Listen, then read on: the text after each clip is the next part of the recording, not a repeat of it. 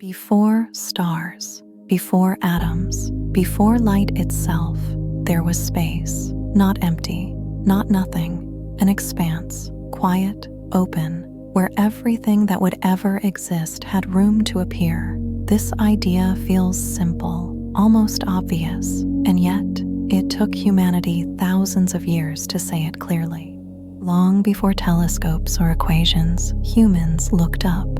They didn't see galaxies. They saw darkness punctured by patterns, repeating lights, moving shadows, cycles that returned whether anyone understood them or not. The sky was not decoration. It was the first record. Ancient thinkers didn't imagine space as an object.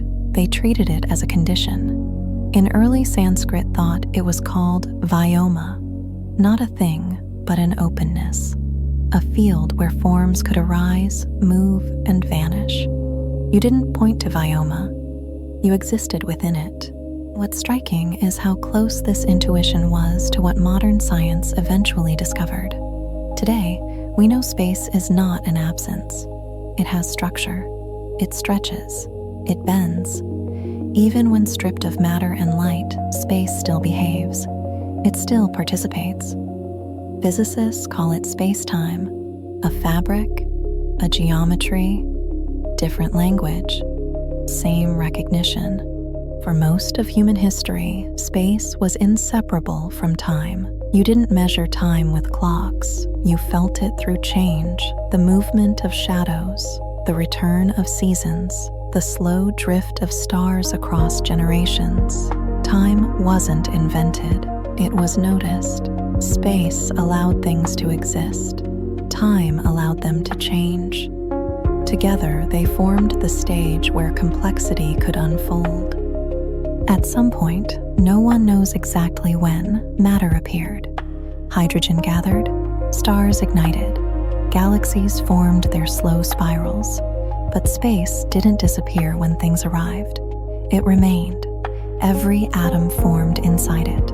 Every star burned within it. Space was not replaced by matter. Matter occupied space. This distinction matters because it reminds us that the universe didn't start crowded. It started open. As complexity increased, something unusual happened. Systems began to record their own changes. Chemical reactions stabilized. Biological systems stored memory. Nervous systems modeled the world around them. Eventually, awareness appeared, not outside the universe, inside it. Thought didn't arrive as a foreign visitor. It emerged as a phase of matter organizing itself. The universe didn't suddenly gain consciousness. Consciousness arose where conditions allowed it, inside space, across time. This is where the story turns inward, because the same openness that allowed stars to form also allowed questions to arise. Every civilization asked them, what is this place? Why does it change? What remains when things disappear? Myths were early models, stories before equations. They weren't foolish attempts. They were structured observations using the tools available at the time. Stone circles marked the sky. Temples aligned with solstices. Calendars encoded survival. Knowledge always followed attention. Modern science did not replace these questions. It sharpened them. We now measure space to absurd precision. We map radiation left over from the early universe. We debate whether space itself emerged or always existed. And still, the simplest question remains unanswered. What is space? Not where things are, but what allows where to exist at all.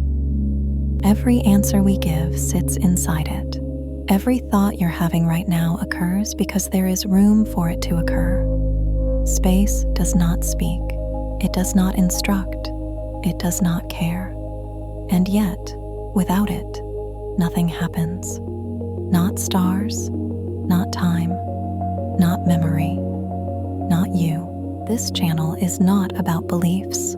It's about tracing how understanding forms, how ideas emerge, collapse, and return in new shapes. History, science, astronomy, technology. They are not separate stories. They are stages in one unfolding process. How reality learned to observe itself. Before light had anything to illuminate, there was room. Before meaning, there was openness. Vyomastu. Let the expanse be.